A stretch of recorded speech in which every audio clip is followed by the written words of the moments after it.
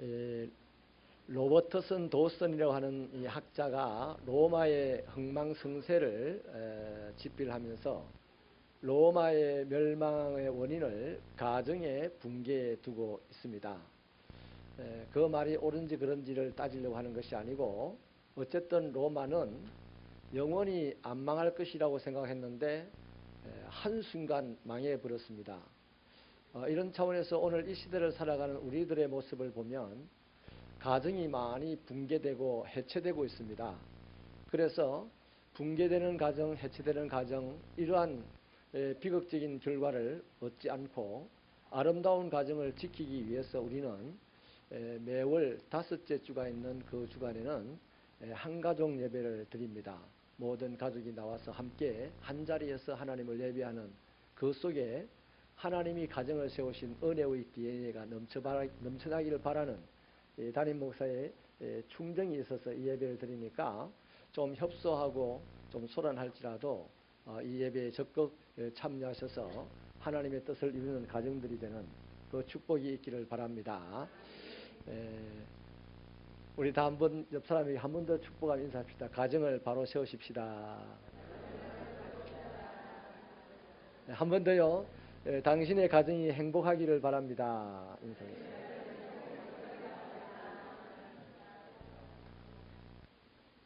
감사합니다. 우리는 우리 자녀들이 이 땅을 사는 동안 훌륭한 인생을 살기를 그렇게 바라서 오만 가지 투자를 합니다. 그렇게 되어야만 합니다. 반드시 그래야만 되는 이유가 저와 우리 자녀들은 하나님의 백성이기 때문입니다. 하나님께서는 신명기 28장 13절에서 이런 약속을 하십니다.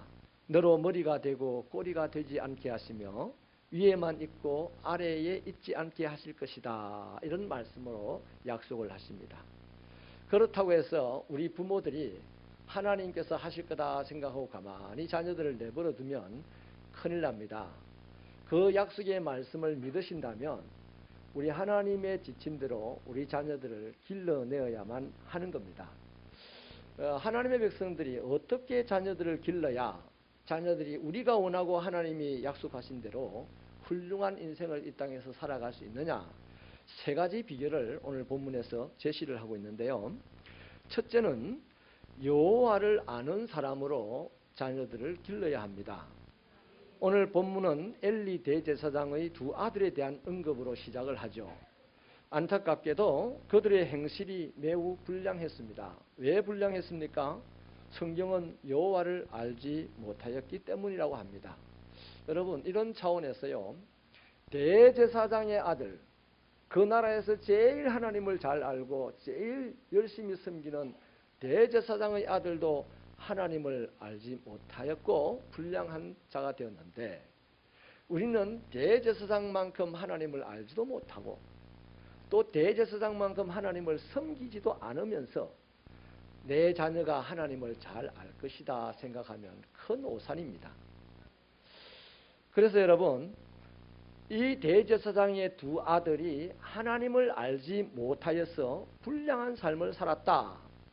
13절 이하가 그들의 못된 행실을 구체적으로 적시를 하고 있는데요. 사람들이 제사를 드리고 난 후 고기를 삶을 때 그들은 사안을 시켜서 갈고리로 찍어 걸리는 것을 빨리 가져오라고 했습니다. 또 기름을 태우기도 전에 자기들이 구워 먹을 고기를 달라고 했습니다. 하나님이 율법으로 아주 엄격하게 금지한 생고기도 먹으려고 덤벼들었습니다.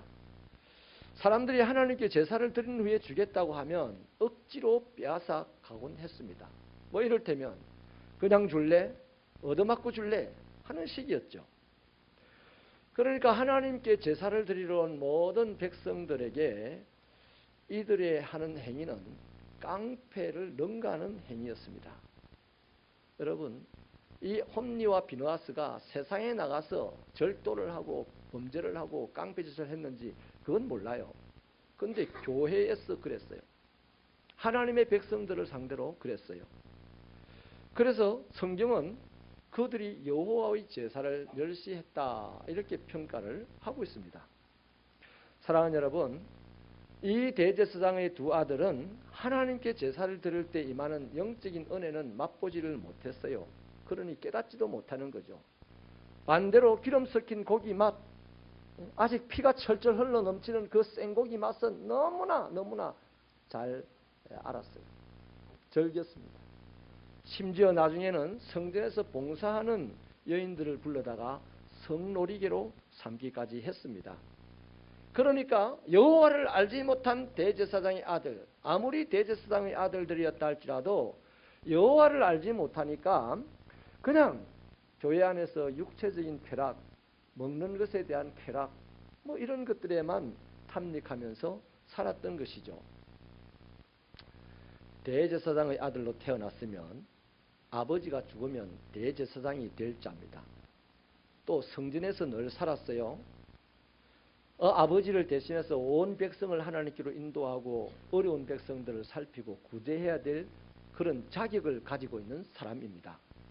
그런데 그들이 여호와를 알지 못하니까 육신의 정욕과 안목의 정욕과 이생의 자랑거리에 취하여 사는 사람이 되고 말았고요. 어릴 때부터 그렇게 길들여져 왔다는 겁니다. 어디 있어? 교회에서. 여러분, 그래서 사람들은요, 시간이 흐를수록 이 두 사람을 매우 싫어합니다. 하나님께서도 싫어하셨죠. 하나님께서 이들을 어떻게 판단하시고 어떻게 결정을 하셨습니까? 25절 말미에 보면 하나님이 그들을 죽이기로 결정을 했습니다.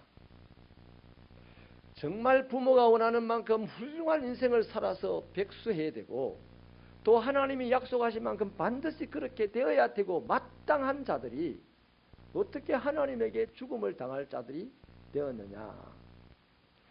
이렇게 이 지경에 이르기까지 된 이유가 뭐냐 하면요, 아버지 엘리의 잘못된 자식 사랑이었습니다. 엘리는 자식에게 하나님이 어떤 분인지를 가르치지를 않았습니다. 여러분, 하나님이 어떤 분인지 아는 방법이 뭐예요? 하나님의 말씀을 배우는 것으로만 가능합니다. 다른 데는 방법이 없어요. 하나님을 알 수 있는 방법은 하나님 말씀 밖에는 없어요. 그래서 신명기 32장 46절에서 모세가 모든 말씀을 온 이스라엘에게 말하기를 마치고 그들에게 명령을 하는데, 내가 오늘날 너희에게 증거한 모든 말을 너희 마음에 두고 너희 자녀에게 명하여 이 율법의 모든 말씀을 지켜 행하게 해라. 여러분, 이 말씀을 두리뭉실하게 이해하면 안 됩니다. 먼저요, 자녀를 하나님을 아는 자녀로 키우려면 부모인 내 마음에 하나님의 말씀이 담겨 있어야 됩니다. 얼마나 담겨 있습니까? 성경 퀴즈 할 때는 많이 담겨 있어서 잘 나와. 그런데 화날 때 담겨 있지 않는 것 같아요. 화날 때는 잘 안 나와. 누가 나보다 잘난 사람을 만났을 때는 내 안에 담겨 있는 말씀이 안 나와. 잘못한 사람을 볼 때 내 안에 담겨 있는 말씀이 안 나와. 그 말은 뭡니까? 말씀이 거의 없다는 거예요. 부모의 마음 안에 말씀이 거의 없다는 얘기입니다. 그런데 성경은 1차적으로 부모의 마음에 말씀이 가득 담겨 있어야 되고, 그리고 난 다음에 자녀에게 그 말씀을 가르쳐서 지켜 행하도록 해야 된다. 가르칠 뿐만 아니라 행하는지 안 행하는지 가만히 관찰했다가 안 행하면 반드시 행하도록 해야 되는, 이것이 명령입니다. 여러분, 명심해야 할 것은 하나님의 말씀은 권면이 아니죠. 반드시 내가 지켜야 될 명령이라는 것이죠. 그런데 엘리 대제사장은 자기 아들들의 불량한 행실이 드러나자 소문이 났어요. 그러자 그들을 조용히 불러서 타일렀습니다. 24절을 보니까 내 아들들아 그리하지 말라. 내게 들리는 소문이 좋지 아니하다. 너희가 여호와의 백성으로 죄를 범하게 하는구나. 만일 사람이 사람에게 범죄하면 하나님이 심판하시겠지만 사람이 하나님께 범죄하면 누가 그를 위하여 간구하겠느냐. 참 부드럽습니다. 엘리 대제사장이 그냥 아들을 조용히 타이르고 권면했습니다. 여러분, 너희 마음에 하나님의 말씀을 두고 너희 자녀에게 명하여 이 율법의 모든 말씀을 지키게 하고, 지키는지 안 지키는지 살펴보고, 그렇게 하라고 했는데 엘리 대제사장은 자기 마음에 든 말씀을 조용히 설명을 잘했어요. 너무나 구체적으로 잘했습니다.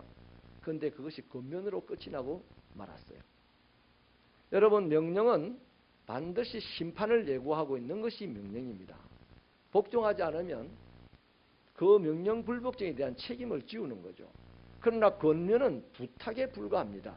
때문에 명령은 반드시 지켜야 하는 강제력이 있고 권면은 강제력이 없습니다. 이런 차원에서 엘리의 말은 단호한 명령이 아니었죠. 왜냐하면 엘리의 아들들이 아버지의 말을 안 들었다고 성경이 기록하고 있습니다.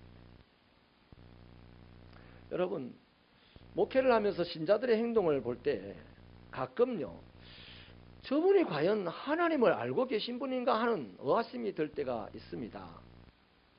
하나님이 자기의 행동을 달아보시고 그렇게 계신다는 사실을 안다면 과연 저렇게 말하고 저렇게 행동할 수 있을까 하는 그런 의아심이 드는 거죠. 신명기 7장 21절은요. 너희 하나님 여호와 곧 크고 두려우신 여호와께서 너희와 함께 계신다. 그래 말씀하셨어요. 그러면 저와 여러분들은 하나님이 나와 함께 계신다면 하나님의 우리는 성품을 작년에 많이 배웠습니다. 사랑이시기도 하죠. 하나님은 사랑이십니다. 그런데 하나님은 크고 두려운 분이기도 합니다. 그런데 오늘 이 시대를 살아가는 그리스도인들 무엇이 문제냐 하면 크고 두려운 하나님은 자꾸만 외면해요. 그걸 언급하면 내가 자꾸 불편해집니다. 그만큼 잘못하는 게 많다는 거지. 그런데 사랑이신 하나님은 그렇게 지독하게 말을 많이 하고 또 잘 알고 누구에게나 설명할 수 있고 누구나 사랑의 하나님에 대해서는 멋지게 설명을 할 수 있어요. 왜? 아이고 내가 좀 잘못하니까 하나님은 사랑이라서 다 이해해 주신다. 그래서 한국에서 예수 믿는 사람들이 유난히 예수 믿는 사람 중에 사기를 치면 크게 사기를 친대. 하나님 사랑인 것만 알아가지고. 하나님이 크고 두려운 분이라는 것을 알면 사기치고 싶은 마음이 있어도 겁이 나서 못하지. 그것도 잘못해가 사기를 쳤어요. 빨리 돌이키지. 여러분, 부모를 따라 교회에 다니는 자녀들에게 나타나는 큰 문제 중에 하나가요. 바로 하나님을 깊이 알지 못한다는 겁니다. 내가 그냥 교회 다니면, 나 예배 드리면, 나 헌금하면 하나님을 알고 있다고 생각합니다. 그런데 이단을 만나도 하나님을 몰라. 이단을 만나도 이단만큼 하나님을 몰라. 그 잽이 안 돼. 여러분, 부모 따라 교회 잘 다녔습니다. 부모 따라 예배도 많이 들었습니다. 그런데 하나님을 경험한 바가 없으니까 자신이 하나님 앞에서 살고 있는지조차도 잘 몰라요. 그래서 어려운 일들이 생기면 그냥 하나님과 관계없는 방식으로 일을 해결하는 자녀들이 현대 그리스도인들의 가정에는 많이 있습니다. 그래서 종종 들리는 말이 있어요. 교회 안에서 제일 속 썩이는 애들이 중직자의 자식들이다. 이런 말을 종종 우리 듣습니다. 왜냐하면 중직자의 자식들은 어릴 때부터 아버지 따라 부모 따라 교회 계속 다녔어요. 교회의 생리를 잘 압니다. 그런데 말씀에 부딪히려고 하진 않죠. 이거 결코 웃어 넘길 수 있는 얘기가 아닙니다. 이것 때문에 지금 한국 기독교가 1000만 명이라고 하면서도 맥을 못 추는 그런 모습으로 지금 살고 있는 거예요. 여러분, 자녀가 잘 되기를 바라십니까? 정말 우리들의 자녀가 훌륭하기를 바라십니까? 그가 어릴 적부터 하나님을 알고 자라야 됩니다. 우리 아이들 뭐 주일학교 한 번도 안 빠졌어요. 그러니까 하나님 잘 알아요. 몰라. 믿으면 안 돼. 믿으면 안 돼. 대제사장의 아들 홈리와 비나스도 하나님을 알지 못한다고 하나님이 말씀하시잖아요. 그러니까 우리가 절체절명의 마음을 가지고 내 자녀들을 하나님 알게 하려고 몸부림쳐야 됩니다. 사실 오늘 이 한가족 예배라서 이 말씀을 준비하면서 고민을 많이 했습니다. 대부분이 다 어르신들인데 자녀들 다 저처럼 키워가지고 뭐 결혼도 하고 이제 장성했는데 오늘 중요합니다. 초등학교 이하의 자녀를 둔 부모님들은 정말 뼈저리게 들으시기를 축원합니다. 또 우리 어르신들은 손녀들을 위해서 뼈저리게 들으시기를 바랍니다. 두 번째는요, 절제를 가르쳐야 합니다. 13절에 보니까요, 그들이 백성에게 행하는 관습이 이러하다라고 합니다. 이 관습이라는 말을 좋게 이해를 할까 봐서 좀 더 구체적으로 설명을 해드리겠는데요. 옛날 개혁 성경에는 습관이라고 합니다. 습관이라는 뜻이 맞습니다. 관습이라는 것은 좋은 의미, 좀 객관적인 의미인데 습관이라는 것은 나쁜 의미가 있습니다. 다시 말하면 뭐냐면 이 습관이라는 말은 오랫동안 하던 못된 행동이 손발에 입에 눈에 익숙해져 가지고 다시는 고칠 수 없는 상태가 되어버린 것을 갖다가 습관이라고 합니다. 그러니까 이 홈리와 비나스는 하루아침에 이루어진 게 아니고요. 어릴 때부터 그렇게 살아왔기 때문에 이게 습관이 돼가지고 그것이 자기 운명이 돼버렸어요. 여러분, 우리가 살아가는 지금 이 시대는 자녀가 하나 아니면 둘이죠. 그렇기 때문에 부모가 자녀의 요구를 거절한다는 것이 참 어렵습니다. 장난감을 사줄 때도요, 돈이 문제가 아닙니다. 비싸냐 싸냐 이것이 옛날에 우리들의 문제였는데 지금은 자녀들에게 장난감 사줄 때 돈은 문제가 별로 안 됩니다. 이 장난감을 우리 아이가 얼마나 좋아하느냐, 우리 아이가 요구하는 것이냐, 그게 더 중요한 관심사죠. 뭐 겨우 애가 전자오락정도 할 정도인데 멋있는 컴퓨터까지 사줄 수 있는 용의가 있는 부모입니다. 그뿐이 아니고요. 부산의 어떤 목사님에서 제가 들은 얘기인데 성찬식을 하는 중에 가만 보니까 젊은 부부가 애가 이제 그 포도주를 이렇게 마시니까 애가 나나나나 이거 하니까 얼른 애 입에다 톡 털어내 주더랍니다. 야, 이걸 어떻게 해야 되냐? 애가 요구하는 건요, 한 번 안 된다 하다가도 두 다리 쫙 뻗고 울기 시작하면 다 들어주는 시대가 오늘 우리 시대다 이 말이죠. 여러분, 이렇게 자랐기 때문에 지금 이 시대의 청소년들의 삶의 모습을 보면요, 안 되는 게 없는 시대입니다. 갖고 싶은 거 다 가져야 하고 먹고 싶은 거 다 먹어야 하고 하고 싶은 짓 얼마든지 해야 되는 줄로 압니다. 그래서 이제 중학생 되는 애들이요, 우리 집 앞에 가 보면요, 계단 올라가는 그 길에 항상 와서 뭐 아침에 10시도 있고 뭐 밤 10시도 있고 낮에도 있고요. 뭐 학교에서 수업을 안 하고 나오나 봐. 그리고 그 계단에서 뭐 남녀가 불문하고 그냥 담배를 쪽쪽 피고 냄새가 이미 얘들 와 있구나. 그 겁이 나서 내가 그쪽으로 안 갑니다. 그 애들이 하루아침에 담배를 그렇게 습관적으로 피우겠습니까?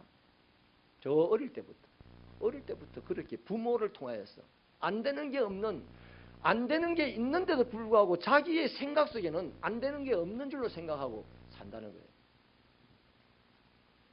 이렇게 자랐기 때문에 무슨 짓든지 다 할 수 있습니다. 이런 사고방식이요, 집에서는 자기 부모님 앞에서는 통할지 몰라요.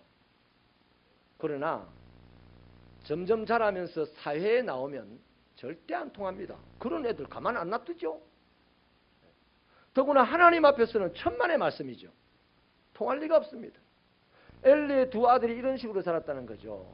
고기가 먹고 싶을 때는 언제든지 먹고 무슨 고기든지 먹고 하나님께 제사를 드리기 전에 온 고기인데도 그걸 먹고 얼굴이 예쁜 여인만 보이면 그냥 자기의 놀이개로 삼고 망난이죠. 망난이.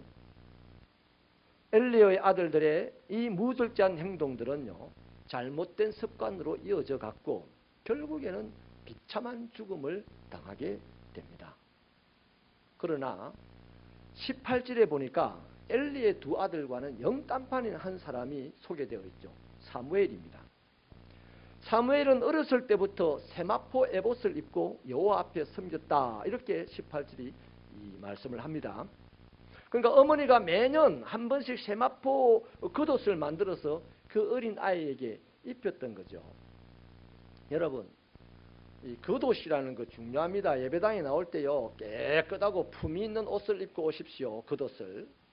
왜 중요하냐면 우리는 혼자 사는 게 아니고 사람과 사람이 관계를 맺고 살아가기 때문에 그 사람에게 자신의 인격, 말없이 자신의 인격과 삶의 품성과 가치관을 보여주는 가장 먼저 보여주는 표현이 바로 겉옷입니다. 그냥 추리닝 입고야 아무렇게 움직이잖아요. 양복 입고 아무렇게 움직입니까? 그렇지 않잖아요. 그렇다고 또 돌아가셔서 부담스럽게 백화점 가서 옷 사입고 하지 마시고 깨끗하고 품위 있는 옷을 챙겨 입으시라는 겁니다. 하나님께 예배드리 나올 때. 여러분, 사실 이 어린 아이 사무엘은요, 저 때고 얼마 후였으니까 많아봐야 한 5, 6살 될 겁니다. 그러니까 이 어린 아이에게 이 겉옷은 너무 불편합니다. 이 정도 어린 아이들은요, 그냥 빨가벗기 놓고 다녀도 될 정도 아니겠어요, 그 당시에. 뭐 잘하면 내이 속옷이나 입히고 다니지 않겠습니까? 그런데 사무엘은 이 겉옷을 불편하게 입었어야 했습니다. 세마포라 했으니까. 여러분, 그렇게 불편했지만 그 반대편에 얻는 것이 뭡니까? 이 옷차림으로 사무엘은 어릴 시절부터 자신의 행동 거지를 절제하는 법을 배웠던 거죠. 거기서 하나님을 대하여 섬기는 훌륭한 습관이 만들어지는 겁니다. 결국에는 존경받는 사무엘의 인격이 형성되게 되는 거죠. 그 세마포 겉옷 하나가요, 그냥 세마포 겉옷 하나로 끝나는 게 아니에요. 그것을 통하여서 그 어린 아이의 인격이 만들어지고 하나님을 대하는 성품이 만들어지고, 그래서 점점 자라면서 사람들에게 좋은 사람이라고 칭찬받게 되고 사랑받게 된다는 것입니다. 여러분, 어린 나이에 왜 엄마 아빠가 안 보고 싶었겠어요? 어린 나이에 왜 홈리와 비누아스처럼 먹고 싶은 것이 없었겠습니까? 예? 그러나 어린 이 사무엘의 부모는요, 사무엘에게 세마포 옷 하나 입혀줌으로써 참는 것을 가르쳤다는 거죠. 세마포 겉옷이 바로 우리에게 그걸 지금 이야기하고 있는 겁니다. 때문에 사무엘은 자라서 성인이 된 후에도 자신을 잘 다스리고 절제하며 살았어요. 사무엘상 12장 3절에서 이렇게 고백을 합니다.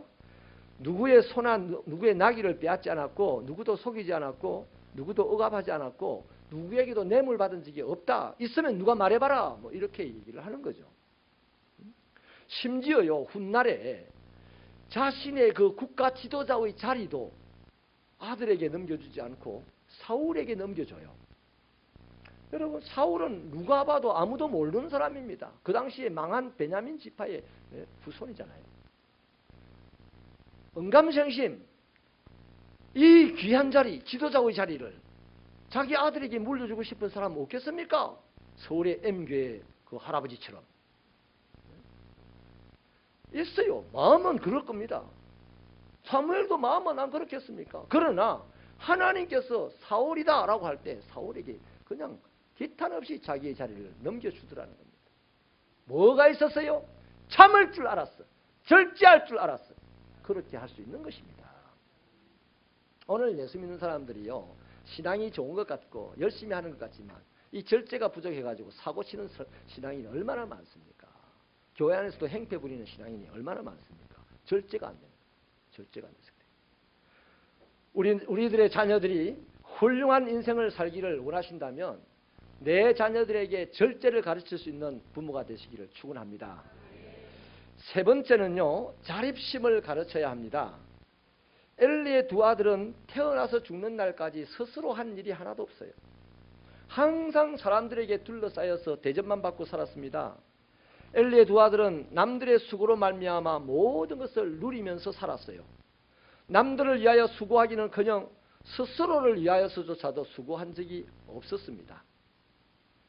모든 사람들이 자신을 위하여 사는 그런 시스템이 구축되어졌고, 그래서 그들은 전쟁터에 나가서조차도 하나님 보고 싸우라 했어요. 한번 전쟁에 실패하니까 법궤를 들고 나가서 법궤가 싸우라고 했지 않습니까? 자립심 제로의 사람입니다. 결국 모든 사람들에게 미움을 사게 되었죠. 이들에 비해서 사무엘은 어떤 사람입니까?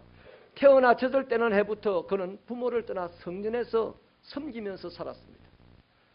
젖을 떼는 그 5, 6살 되는 순간부터 부모를 떠나 성전에 있는 사람들을 섬기며 살았습니다. 성전에 있는 사람들이 어떤 사람입니까? 이 개망나니 같은 사람들이 성전에 있는데 그들을 섬기면서 살아야 했던 거죠. 여러분, 사무엘의 부모가 어디 형편이 없어서 어려워서 어린 아기를 안들이 키우고 성전에 보냈겠습니까? 사무엘의 아버지 엘가나는요, 엄청나게 부자입니다. 그 고을의 부호였습니다. 그러나 그들은 하나님께 드린 거예요. 아들을 하나님께 드린 거예요. 자기가 부모에 의해서 하나님께 드려진다는 사실은 어린 아이로서는 이해가 안 될 겁니다. 우리 엄마가 나를 버렸나 뭐 이런 생각이 속으로 들 때가 한두 번이 아니겠죠. 그래서 얼마나 부모가 그립겠어요. 또 아는 사람이 아무도 없는 곳에서, 특히 홈리와 비나스 같이 이런 불량배들이 있는 이 성전에서 하나님의 사람으로 종으로 섬긴다는 것이 너무너무 힘들었을 거예요. 그러나 심는 대로 거두게 하시는 분이 하나님이십니다. 육을 위하여 심으면 반드시 썩어져 없어질 것을 거두게 될 것이고, 영을 위하여 심게 되면 영원히 썩지 아니할 영원한 생명을 거두게 되는 것입니다. 그러니 이 한나라는 이 사무엘의 엄마는 어린 아기 사무엘을 하나님께 심었더니, 하나님께서는 그 어리고 적은 아이를 주물르고 만져서 훗날 100배, 1000배, 만배로 키워서 이스라엘의 지도자가 되게 해주셨다 그죠. 그렇습니다. 심는 대로 거둡니다. 사무엘은 엄마가 보낸 그 성전에서 뭘 배웠냐면 스스로 생존하는 법을 배웠어요. 누가 가르쳐준 적이 없습니다. 그럼 누구에게 배우겠습니까? 사람에게 배우지 않았으니까 하나님에게 배운 거죠. 사무엘은 부모를 떠나 혼자 살았지만 거기서 점점 하나님과 사람들에게 은총을 받았다고 성경이 말하고 있지 않습니까? 사무엘이 이렇게 된 것은 다른 이유가 있는 게 아닙니다. 한나라는 어머니가 자기 아들을 직접 교육시키기보다는 하나님께 드린 데 그 이유가 있고요. 또 한 가지 이유가 더 있다면, 한나라는 어머니가 이 아들을 1년에 한 번밖에 볼 수가 없어요. 한 번 제사를 드리는 그 절기에 이 아들을 보러 가서 세마포 옷 한 번 입혀주고 돌아오는 것밖에 없으니 엄마도 얼마나 그 어린아이가 걱정되고 보고 싶겠어요. 그래서 하나님께 매일같이 기도했더라. 그래요. 자녀를 하나님께 드리고 그 자녀를 위해서 하나님께 기도한 그 어머니의 기도로 말미암아 사무엘은 하나님과 더불어서 생존하는 방법을 배우게 되고 자립할 수 있게 되고 세상을 다스리는 자가 되었다는 거죠. 데이비드 리스만이라고 하는 20세기를 주도하는 사회학자가 있습니다. 이분이 그때의 21세기를 예견한 말이 아주 유명한 말이 있어요. 군중 속의 고독이라는 말입니다. 오늘 우리 이 시대가 딱 그렇습니다. 군중은 많은데 고독해서 못 살겠다고 죽는 사람이 한둘이가 아니에요. 자, 여러분, 이 말처럼 오늘 우리 자녀들이 세상에 나갔을 때요, 부모 앞에서, 부모 슬하에서, 집안에서는 지 맘대로 다 하고 뭐 지 요구대로 다 했던 그 자녀들이요, 이 세상에 딱 나가보니까 자기 말 들어주는 사람이 하나도 없어요. 자기를 이해해주고 인정해주는 사람이 하나도 없습니다. 세상에 나가면 자기를 위해 존재하는 사람이 단 한 사람도 없다는 것을 발견하게 되는 그 순간, 어떤 아이는 목을 매달고 어떤 아이는 사고를 치고 어떤 아이는 골방에 들어가 버린다 이 말이죠. 그게 지금 오늘 우리 시대의 상황 현상입니다. 우리 예수 믿는 집의 자녀들이 그래서 되겠습니까? 안 되는 거죠. 처절하게 깨닫습니다. 아, 나 혼자밖에 없구나. 나를 도와주는 이는 아무도 없구나. 그 어린 시절에 우리 엄마, 우리 아빠 같은 자가 이 세상에 단 한 사람도 없구나. 그래서 이게 무슨 말을 하냐 하면, 자립하는 능력이 없이 이 21세기를 살아낼 수 있는 사람은 아무도 없어요. 없어요. 누가 나를 도와줄 거다 생각지를 마세요. 우리 기독교는 그게 아닙니다. 내가 누군가를 도와주는 것이 기독교입니다. 그래서 이 세상 사람들의 말에도요, 하늘도 스스로 돕는 자를 돕는다고 하잖아요. 하나님도 똑같은 말을 합니다. 천국은 침노하는 자의 것이다. 그렇기 때문에 저와 여러분들이요, 신앙생활을 하면서 우리 자녀들에게 자립심을 반드시 어릴 때 길러줘야 됩니다. 자립심을 기르고 난 다음에 나가라 이래야 됩니다. 그러면 그 아이는 걸음걸음마다 땅을 차지하고 다스리는 자로 살아가게 될 것입니다. 말씀을 마치겠습니다.